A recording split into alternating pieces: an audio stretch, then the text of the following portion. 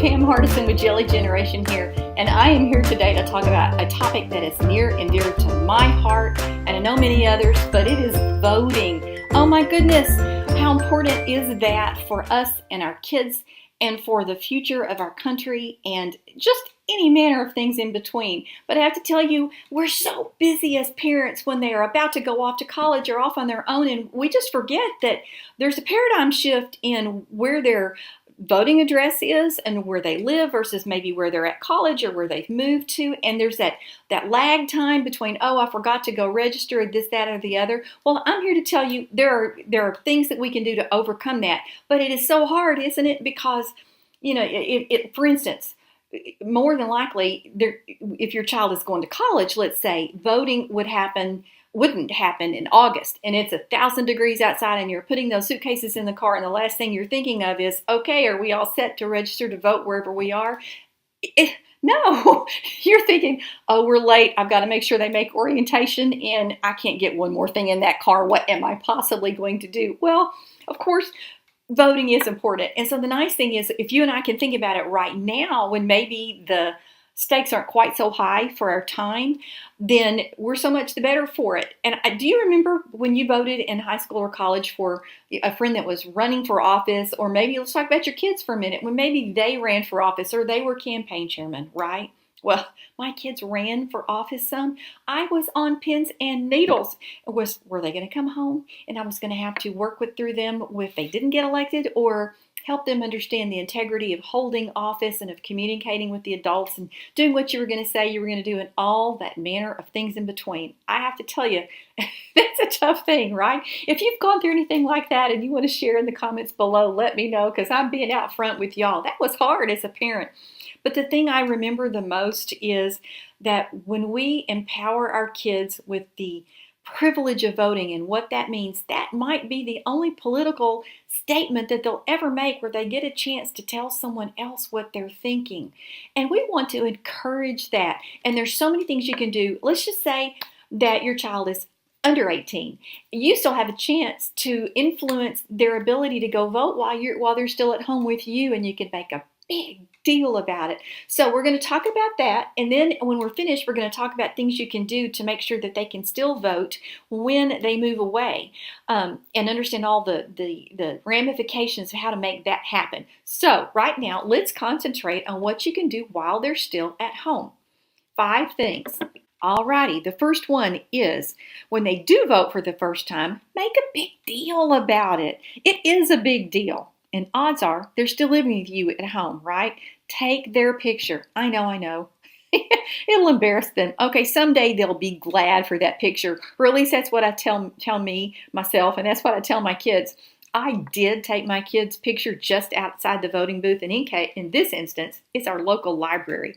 And I found out the hard way, by the way, word of warning, that you can't take a picture inside of a polling or a voting area, or at least you cannot in my state.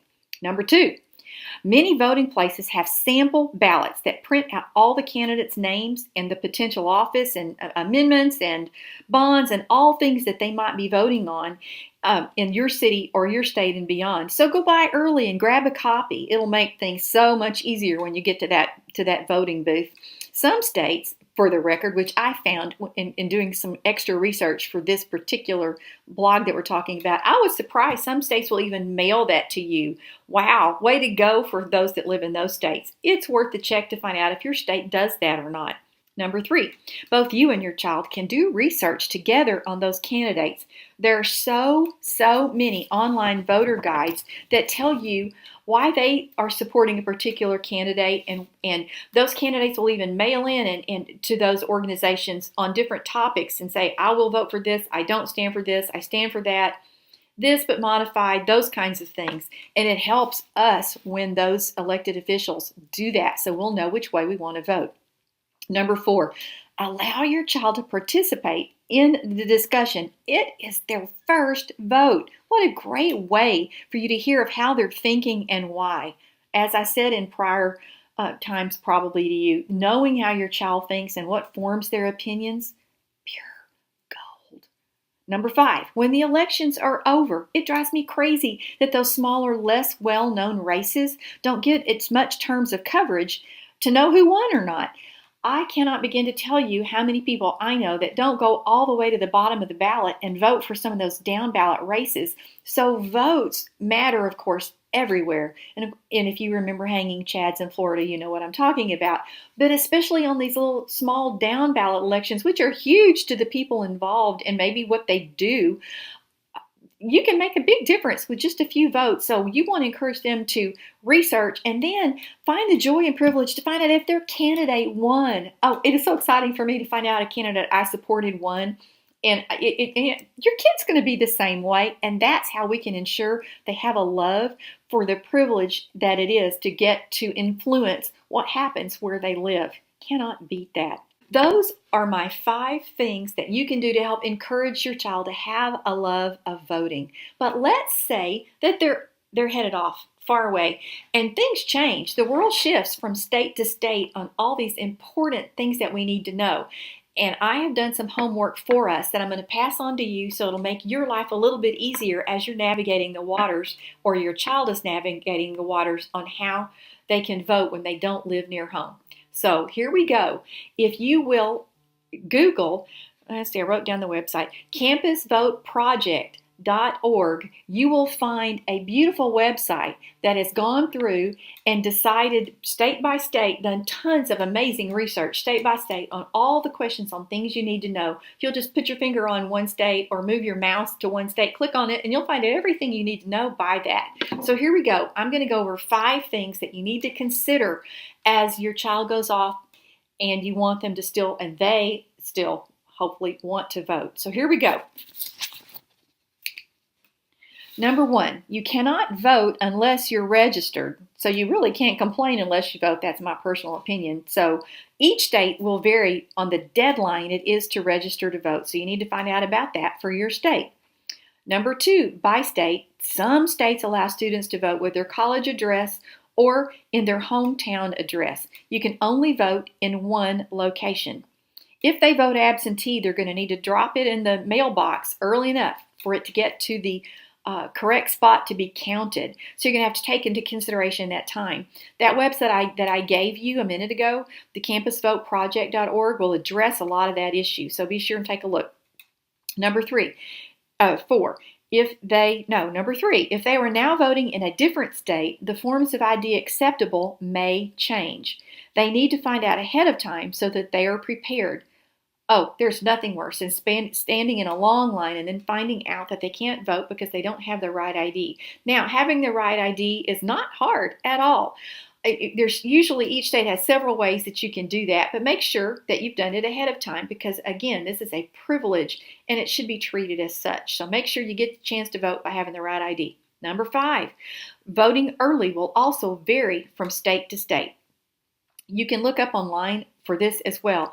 I was shocked at the difference between my state versus other states. And mine, you can vote 2 weeks early, somewhere a month early, somewhere the day of.